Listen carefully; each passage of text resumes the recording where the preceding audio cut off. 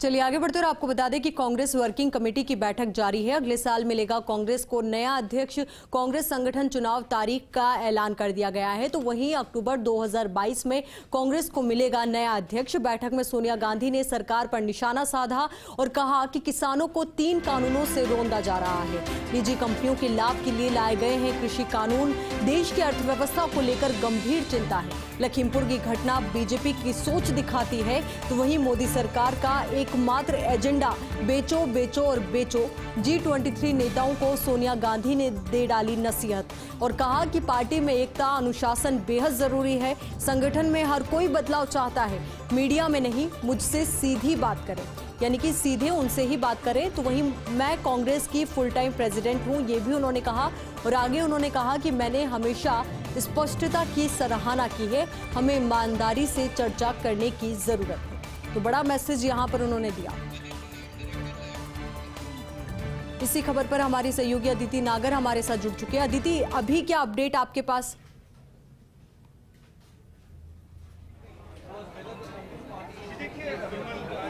देखिए, बैठक चल रही है और लगातार सोनिया गांधी के बयान के बाद जो है न सिर्फ CWC का लेकिन पूरे AICC का तापमान बढ़ चुका है और लगभग इस पूरी बैठक का लबोलुआब सामने आ चुका है। सोनिया गांधी के जो पूरा उद्बोधन रहा, जो पूरा स्टेटमेंट रहा, उसमें एक एक शब्द इस पूरी CWC में आगे की क्या दिशा उन्होंने तय कर दी। पहला था, उन्होंने सोनिया गांधी ने जो है पहला सबको वेलकम किया। उसके बाद उन्होंने कहा कि केंद्र सरकार पर किसान जो आंदोलन है और लखीमपुरी का इंसिडेंट है उसको लेकर उन्होंने इशारा किया। इसके अलावा उन्होंने तमाम और मुद्दों पर शुरू किया। मैं आपको कुछ चीज़ें पॉइंट आउट करके यहाँ पर बताना चाहूँगी। सोनिया गांधी ने देखिए सबसे पहले जो है अपने उस बैठक में सबको वेलकम किया। उन्होंने इस बात के लिए कहा कि हम मुलाकात बहुत लंबे समय बाद फिजिकली कर रहे हैं। उसके बाद उन्होंने ये बात कही कि जिस तरीके से लखीमपुर इंसिडेंट हुआ वो बहुत दुखद था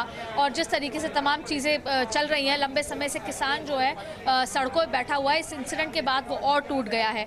उसके बाद उन्होंने कहा कि इकोनॉमी लगातार नीचे गिरती जा रही है और भी उन्होंने केंद्र सरकार की दूसरी जो इश्यूज थे उसको भी टारगेट करते हुए उन्होंने कहा कि पब्लिक सेक्टर में जिस तरीके की ट्रैजिक स्थितियां हैं, उन्होंने साफ कहा कि केंद्र सरकार का जो एजेंडा है वो केवल बेचो बेचो बेचो है, प्राइवेटाइजेशन है। और इन तमाम बातों के बाद उन्होंने अपने संगठन चुनाव की भी बात करी। उन्होंने ये भी साफ कहा कि संगठन चुनाव जो अब नया पूर्णकालिक जो राष्ट्रीय अध्यक्ष होगा वो पूरे चुनाव के प्रोसेस के बाद ही आएगा। यानी उन्होंने इस पूरे बैठक में जो सबसे बड़ा यक्ष प्रश्न था कि क्या राहुल गांधी ताजपोशी होगी नहीं होगी, संगठन चुनाव का जो मुद्दा था वो एक लाइन में साफ कर दिया कि पूरे 1 साल के प्रोसेस के बाद राहुल गांधी ही की ताजपोशी होगी। इसके अलावा उन्होंने ये भी कहा कि अगर आप मेरी बात सुने तो फिलहाल मैं फुल टाइम प्रेसिडेंट हूँ। उसके बाद उन्होंने ये भी कहा कि जो हाल ही में जितने भी इंसिडेंसेस हुए हैं जिसमें कांग्रेस की जो युवा पीढ़ी है, जो यंग लीडरशिप है, उन्होंने भागीदारी निभाई, चाहे फिर वो लखीमपुर इंसिडेंट था, चाहे वो किसानों के साथ जाकर खड़ा होना था, चाहे महिलाओं और दलित विरोधी जो नीतियां थी केंद्र सरकार की उस पर जाकर खड़ा होना हो, तो जो युवा नेता थे वो जाकर खड़े हुए। इसके अलावा यानी उनका साफ इशारा था कि जो पुराने सीनियर नेता थे, जिसके अधिकतम जो नेता जो G23 में आते हैं, उनको ये मैसेज था कि काम केवल युवा पीढ़ी कर रही है। इसके अलावा उन्होंने और भी तमाम मुद्दों पर बात की। उन्होंने ये भी कहा कि जम्मू कश्मीर में जिस तरीके से स्थितियां हैं, तमाम स्थितियों को लेकर भी जिक्र किया और साथ में उन्होंने कहा कि जो ये 5 राज्यों के चुनाव हैं इस पर रोशनी तो डिटेल में संगठन मंत्री डालेंगे, जो भी वहाँ के संगठन मंत्री हैं, जो प्रभारी हैं, लेकिन अगर एकजुट होकर या संगठित होकर काम नहीं किया गया तो फिर रिजल्ट भी बेहतर नहीं आएंगे। साफ उन्होंने कहा कि जो आगामी 5 राज्यों के चुनाव हैं उनका कहने का मतलब था कि अगर इसी तरह से बयानबाजी चलती रही, इसी तरह से पार्टी में बिखराव रहा तो फिर रिजल्ट भी अच्छे नहीं आएंगे। और फिर अगर रिजल्ट अच्छे नहीं आए तो G23 इस तरह के सदस्य ये सवाल उठा लेते हैं कि ये कौन है जो डिसीजन ले रहा है, पार्टी किस दिशा में जा रही है, काम क्यों नहीं हो रहा। और उन्होंने कई बार जो है सवाल उठा है, चाहे जो हाल ही में जो पंजाब को लेकर भी ये डिसीजन मेकिंग हुई, उसके बाद फिर PCC चीफ ने इस्तीफा भी दे दिया, तब ये सवाल G23 के सदस्यों की तरफ से आया कि कौन ले रहा है फैसले। और ये तमाम तरीके की बातों का जवाब आज उन्होंने दिया कि अगर आप मेरी बात सुने या मुझे माने तो मैं फुल टाइम प्रेसिडेंट हूँ। इस तमाम ये जो जवाब उन्होंने आज अपने उद्बोधन में दिए वो वहाँ पे मौजूद उन तमाम लोगों को दिए, कांग्रेस पार्टी के वो लोग जो अपने घरों में बैठकर, जो ड्राइंग रूम पॉलिटिक्स करके, जो केंद्र कांग्रेस के आला कमान पर लगातार निशानेबाजी कर रहे थे। उन्होंने ये भी कहा कि अगर बात करनी है तो साफ बात करें, मीडिया के माध्यम से बात न करें। और उसका एक सबसे बड़ा उदाहरण आज CWC की जो बंद कमरे में है, वो चाहती थी कि जो यहाँ पर हो वो सेम टाइम रिपोर्टिंग मीडिया ना करे, क्योंकि अक्सर कई बार देखा गया है कि इन 4 दीवारों में जब ये बैठकें चलती हैं तो बीच में से खबरें बाहर आती हैं, और यही वजह थी कि आज मोबाइल फोन्स भी अंदर ले जाने नहीं दिए। बहरहाल CWC की बैठक बहुत हाई प्रोफाइल मीटिंग इसको बताया जा रहा था, क्योंकि बहुत बड़े डिसीजन ये माना जा रहा था कि कांग्रेस की दिशा तय होगी और संगठन चुनाव से लेकर आगे की रणनीति तय होगी। लेकिन फिलहाल सोनिया गांधी का जो ये उद्बोधन रहा उसमें उन्होंने काफ़ी चीज़ें स्पष्ट कर दी, अपनी नाराज़गी भी अपने तरीके से स्पष्ट कर दी, और ये भी स्पष्ट कर दिया कि अब जो यंग लीडरशिप के हाथों में ये कमान जाएगी, वही सड़कों पर उतर कर काम कर रहे हैं। तो ऐसे में आप उतना बोले, अनुशासित बोले और पार्टी के हित में बोले, पार्टी को सर्वोपरि मान के बोले, तो ही पार्टी के लिए बेहतर होगा। जी बिल्कुल अदिति, बहुत बड़ा मैसेज यहाँ से उन्होंने कन्वे करने की कोशिश की है कि पार्टी में एकता बहुत ज़्यादा ज़रूरी है, संगठन में अनुशासन में रहना भी बेहद ज़रूरी है। अब ऐसे में आपको क्या लगता है, जब सोनिया गांधी वापस से एक्शन में आई है, जो लगातार ऐसा लग रहा था कि शायद राहुल गांधी के एक्शन में आने के बाद पर्दे के पीछे जाती हुई नजर आ रही है, वो वापस से पर्दे के आगे आती हुई नजर आ रही है, तो इससे पार्टी को क्या नई दशा और दिशा मिलेगी?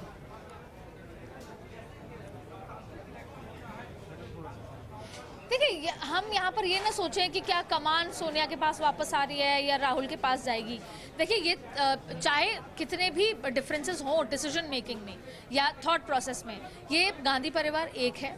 और ये भी जो गांधी परिवार के साथ जो आज लोग यहाँ पर 54 लोग मौजूद हैं, उसमें से 60% जितने भी नेता हैं वो गांधी परिवार को ही इस पार्टी का जो है डायरेक्शन मानते हैं। और ऐसे में कांग्रेस को संगठित करने के लिए वो सभी लोगों को गांधी परिवार के उस छतरी के नीचे आना होगा और आगे दिशा देनी होगी। और जहाँ पर एकता की बात है, तमाम चीज़ें, देखिए, अगर आप ये सोचते हैं कि 2024 में कांग्रेस लीड करे उस पूरे अपोजिशन को, उस पूरे जो थर्ड फ्रंट को, तो ऐसे में पहले कांग्रेस खुद खड़ी हो। और खड़ी आदमी ग्राउंड पर खड़ा पहले तभी होता है जब उसकी नेशनल पार्टी, उसकी पूरी पार्टी एक साथ हो, चाहे फिर वो अनुभवी लोग हों, चाहे वो युवा लोग हों, चाहे वो उसके साथ तमाम लोग जो साथ काम करने वाले हो, वो एक साथ हों, एक सोच के साथ हों, एक दिशा की ओर देख रहे हों।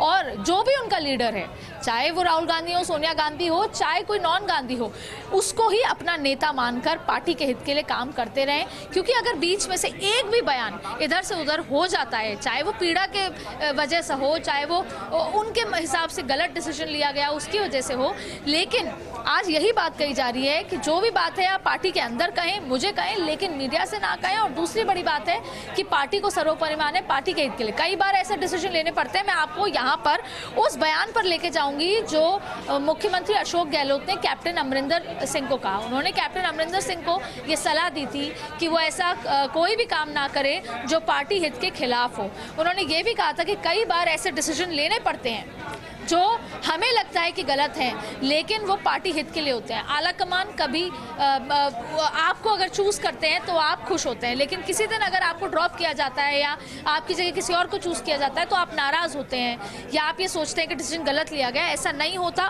उस एक बार फिर अगर हम उस ट्वीट को याद करें तो उसमें साफ ये कहा गया था कि आला कमान जो डिसीजन लेता है या ऊपर जो सीनियर नेता को डिसीजन लेते हैं तो वो पार्टी के हित के लिए होता है। कैप्टन अमरिंदर सिंह का इस्तीफा जब लिया गया तो ये खुद कांग्रेस पार्टी, कैप्टन अमरिंदर सिंह और पंजाब से लेकर दिल्ली तक के लिए कि शॉकिंग डिसीजन था कि ऐसा कैसे हुआ, क्योंकि कैप्टन अमरिंदर सिंह को एक स्ट्रॉन्ग स्तंभ माना जाता था। लेकिन फिर भी जो पार्टी पंजाब में पार्टी के हित के लिए या फिर जो सर्वेज हुए उसमें जिस तरीके की चीज़ें सामने आई, उस हित के लिए ये डिसीजन लेना पड़ा। और अभी भी कैप्टन अमरिंदर से लगातार, क्योंकि कैप्टन अमरिंदर सिंह की वाइफ खुद सांसद हैं और उनके गांधी परिवार से बेहद अच्छे संबंध हैं। इसके अलावा कैप्टन अमरिंदर सिंह जो हाल ही में उन्होंने चाहे अमित शाह से मुलाकात की हो, चाहे उन्होंने ये भी कहा हो कि मैं कांग्रेस छोड़ दूंगा, लेकिन उसके बावजूद भी उनकी बातचीत लगातार कांग्रेस के साथ ऊपर आलाकमान सीनियर नेताओं के साथ जारी भी है और वो चाहते हैं कि उनका नवासा जो है पॉलिटिक्स में आए और सिद्धू के सामने उतरे। तो ऐसे में बहुत सारे रास्ते देखने पड़ते हैं, बहुत सारी चीज़ें होती हैं, लेकिन पार्टी पंजाब, छत्तीसगढ़, राजस्थान, ये ऐसे कुछ राज्य बाकी हैं जहाँ पे कांग्रेस की अब सरकारें हैं। वहाँ पर कांग्रेस अफोर्ड नहीं कर सकती कि कोई भी गलती करे किसी लीडरशिप के लिए और पार्टी सत्ता से हाथ धो बैठे। तो ऐसे में कई कड़े डिसीजन लेने पड़ते हैं। शायद यही बात आज सोनिया गांधी ने अपने वक्तव्य में कहने की कोशिश की है कि पार्टी को सर्वोपरि माने, पार्टी के हित के लिए कई बार डिसीजन लेने पड़ते हैं। उसके लिए अगर आप नाराज हैं तो आप मुझसे बात करें, आप मुझे फ्रैंक तरीके से बात करनी पसंद है, लेकिन मीडिया के माध्यम से बात करनी पसंद है। तमाम अहम बातें उन्होंने कही। अब देखना ये होगा कि आगे क्या रणनीति बनाई जाती है। तो बहुत बहुत शुक्रिया अदिति हमारे साथ जुड़ने के लिए और पूरी बातचीत के लिए। यहाँ रुकेंगे एक छोटे से ब्रेक के लिए, जल्द हाजिर होंगे।